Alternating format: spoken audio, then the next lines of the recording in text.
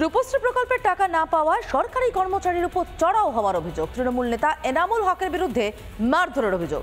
জলপাইগুড়ির গড়ালবাড়ি গ্রাম পঞ্চায়েতের ঘটনা। বিডিওর দ্বারস্থ আহত সরকারি কর্মচারী নূর মঞ্জিল হক। বিডিওর অভিযোগের ভিত্তিতে গ্রেফতার অভিযুক্ত তৃণমূল নেতা। আজকে আমি রাস্তায় অফিসে আসতেছি, আমাকে এনামুল হক বহিরাপাড়ার ও রাস্তায় অ্যাটাক করছে, গাড়ি ছিনতাই করে রেখে দিচ্ছে। বিডিও স্যারকে আমরা ফোন করছি, বিডিও স্যার ব্যবস্থা নিচ্ছে। করোনা সিজনে রূপশ্রী তো ওই সময় বুঝতেই পারতেছেন সোশ্যাল ডিস্টেন্সের ব্যাপার অনেক, শুধু উনারটাই নয়, আনুমানিক 32 থেকে 35টা ছিল পেন্ডিং।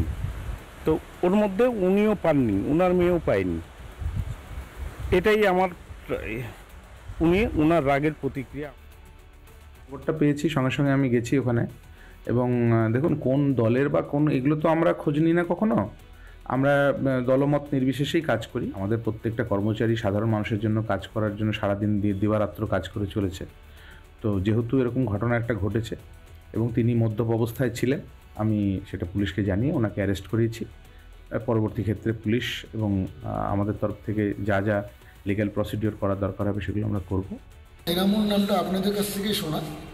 তো এই ধরনের নেতা আমাদের গড়ালবাড়িতে কেউ নেই। পশ্চিমবঙ্গ সরকারের একজন স্টাফ, পশ্চিমবঙ্গ সরকারের একজন কর্মী, পঞ্চায়েতের কর্মী, তার গায়ে অন্যায়ভাবে যে বা যাহারা হাত দিয়েছে, তো প্রশাসন তাকে অ্যারেস্টও করেছে শুনেছি।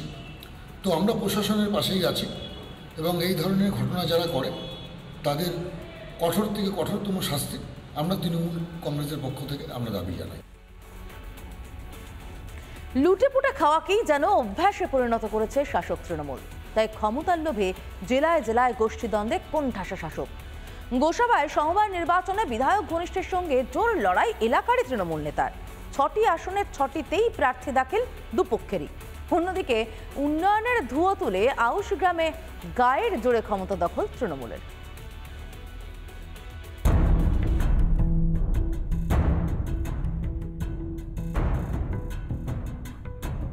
নিছকই সমবায় নির্বাচন, কিন্তু তাতেও পিছু ছাড়ল না তৃণমূলের গোষ্ঠীদ্বন্দ্ব। জেলায় জেলায় তৃণমূলের বিরুদ্ধে যুদ্ধে নামতে তৈরি তৃণমূলই। শম্ভুনগর বালাহারানি কৃষি সমবায় সমিতির যে নির্বাচন, সেই নির্বাচনকে কেন্দ্র করে তৃণমূলের গোষ্ঠীদ্বন্দ্ব প্রকাশ্যে আসে।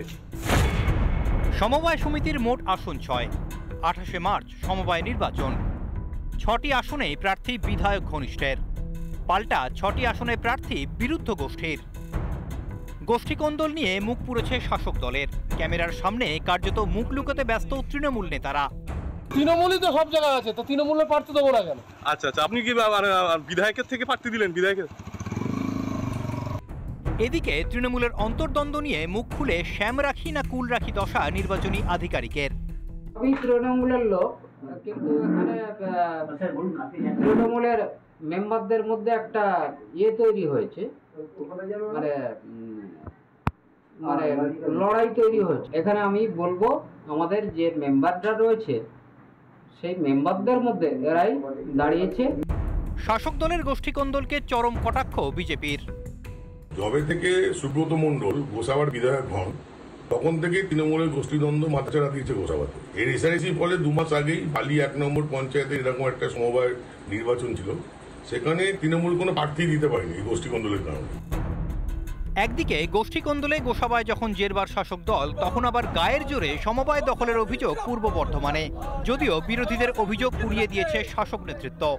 কোনো বিরোধী এখানে স্বতঃস্ফূর্তভাবে এসে এখানে মনোনয়ন জমা দিতে আসেনি, তাই আমরা বিনা প্রতিদ্বন্দ্বিতায় আজকে গ্যারাই বলরামবাটি SKUS যে লিমিটেড সমবায় সমিতি রয়েছে তাতে আমরা বিনা প্রতিদ্বন্দ্বিতায় জয়লাভ করলাম। জেলায় জেলায় ক্রমাগত মাথাচাড়া দিচ্ছে শাসকের দ্বন্দ্ব। কোথাও একই পদের জন্য দলের অন্দরেই তীব্র লড়াই, আবার কোথাও বিরোধীদের প্রার্থী দিতে বাধার অভিযোগ। 26 বিধানসভা ভোটের আগে এই গোষ্ঠীকন্দলই কাল হবে না তো তৃণমূলের? রিপাবলিক বাংলা। নানা ধরনের কন্টেন্ট দেখার জন্য লাইক করুন, শেয়ার করুন আমাদের ফেসবুক পেজ, সাবস্ক্রাইব করুন আমাদের ইউটিউব চ্যানেল। পাশাপাশি অন্যান্য ব্রেকিং নিউজের জন্য অবশ্যই চোখ রাখুন রিপাবলিক বাংলায়।